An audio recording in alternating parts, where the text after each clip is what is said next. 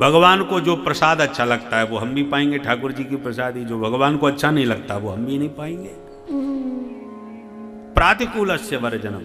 और तीसरा सूत्र है रक्षिष्यति इति विश्वासः। हमें अपने हृदय में दृढ़ विश्वास रखना चाहिए कि प्रभु हमारी सदा सर्वदा रक्षा करेंगे। ये कमजोर नहीं, दृढ़ विश्वास होना चाहिए। रक्षिष्यति इति विश्वासः। हम लोग जिन पर विश्वास नहीं करना चाहिए उन पर खूब भरपूर विश्वास करते हैं, और जो विश्वसनीय है उस पर विश्वास नहीं होता। जो कंपनी जितनी पुरानी होती है वो उतनी विश्वसनीय बन जाती है। आजकल की कंपनियां नई नई खुल रही हैं और बीच में ही कब जैसी आराम हो जाए कोई ठिकाना नहीं। परंतु बीमा कंपनी ने कह दिया योगक्षेमम वहाम्यहम, इतनी किस्त इतने समय पर जमा करते जाओ, हम तुम्हारा सब प्रकार से योगक्षेम वहन करेंगे। तो लाखों लाखों रुपए हम कंपनी को दे देते हैं कि अब हम सुरक्षित हैं, हमारा बीमा हो गया।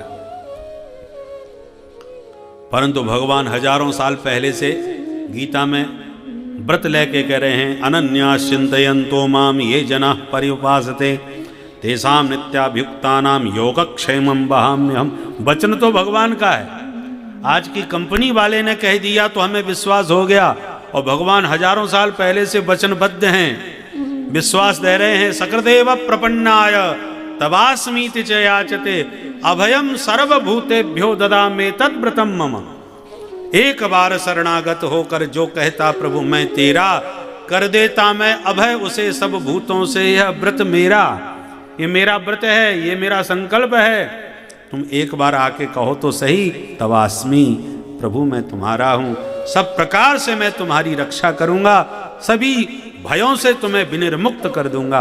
अब भगवान जो अरे भाई प्रधानमंत्री कह दे कि देश में किसी प्रकार का कोई खतरा नहीं है, निश्चिंत रहो, तो सारा देश निश्चिंत हो जाता है, क्योंकि प्रधानमंत्री बोल रहे हैं। और प्रधानमंत्री यदि कह दिए कि सावधान, बहुत बड़ा संकट से देश गुजर रहा है, तो पूरे देश में खलबली मच जाएगी, क्योंकि बोलने वाला कौन है, वक्तव्य किसका है, उसके वाणी पर बड़ा महत्व होता है। तो प्रधानमंत्री के वक्तव्य पर हम इतने विश्वास करते हैं या घबरा जाते हैं, तो अनंत कोटि ब्रह्मांडों का अधिनायक वक्तव्य दे रहा है योगक्षेमम वहाम्यहम्, और हमें उस पर भरोसा नहीं हो रहा। इसलिए रक्षिष्यति इति विश्वासः, परमात्मा का वचन कभी मिथ्या नहीं हो सकता। ये दृढ़ विश्वास हमें अपने हृदय में रखना चाहिए, क्योंकि उसने रक्षा की प्रतिज्ञा की है। किंतु शर्त ये एक ही है, रक्षापेक्षामपेक्षते। भगवान रक्षा करते तो हैं, पर उन्हीं की करते हैं जो उनसे रक्षा की अपेक्षा रखते हैं।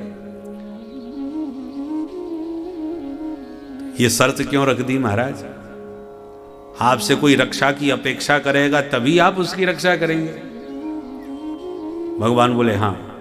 शर्त क्यों रखी? भगवान बोले जरूरी थी। यदि ये शर्त न रखता तो जितने दुष्ट हैं, राक्षस हैं, दैत्य हैं, जो विधर्मी हैं, उन सब की रक्षा की जिम्मेवारी मेरी हो जाएगी। जीव तो सब मेरे ही हैं। इसलिए शर्त रखनी पड़ी कि जब तक आप शरण में आकर के कहोगे नहीं कि हे प्रभु मेरी रक्षा करो, शरणम प्रपद्ये श्री रामचंद्रम शरणम प्रपद्ये श्री रामदूतम शरणम प्रपद्ये, एक बार कहना पड़ेगा। शरणम प्रपद्ये कहोगे तब जिम्मेवारी मेरी प्रारंभ होगी, बिना कहे कोई जिम्मेवारी नहीं। भागवत में आप प्रसंग सुनेंगे, नंद बाबा को अजगर ने पकड़ लिया। नंद बाबा चिल्लाए बचाओ बचाओ, सारे ब्रजवासी दौड़े, लकड़ियों से बुरी तरह अजगर को मारा। अजगर ने बाबा को नहीं छोड़ा। तो सारे ब्रजवासी बचा रहे नंद बाबा को, कन्हैया शांति से लेटे हैं। जब नंद बाबा ने देखा सब तो मुझे बचा रहे, मेरा कन्हैया नहीं नजर आ रहा। अंबिका बन की घटना है। जब नंद बाबा ने देखा कन्हैया तो वो वहां, तब आवाज लगाई सर्पो माम ग्रसते तात प्रपन्नम परिमोचय। अरे कन्हैया बेटा, मुकु सर्प ने पकड़ लियो, लाला मेरी रक्षा कर। सर्पो माम ग्रसते ताता प्रपन्नम परिमोचय। जब प्रपन्न होकर के कहा कि मैं तेरी शरण में हूं लाला मेरी रक्षा कर, तब दौड़ करके आए और अजगर के मुंह से बाबा को बचाए।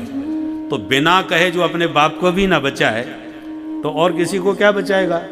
इसलिए भाई शरणम प्रपद्ये तो बोलना पड़ेगा, ये इनकी शर्त है। एक बार तो ईमानदारी से आपको शरण में आना पड़ेगा, तभी ये रक्षा के लिए आगे बढ़ते हैं। इसलिए बार बार हमें प्रतिदिन प्रभु से प्रार्थना करना चाहिए, शरणम प्रपद्ये, हे प्रभु हम आपकी शरण में हैं। तब रक्षिष्यतीति विश्वास, भगवान हमारी सब प्रकार से रक्षा करेंगे, ये दृढ़ विश्वास रखना चाहिए। आज महाराज जी ने हम सभी लोगों को बहुत ही उत्तम एवं शिक्षाप्रद कथा सुनाई है।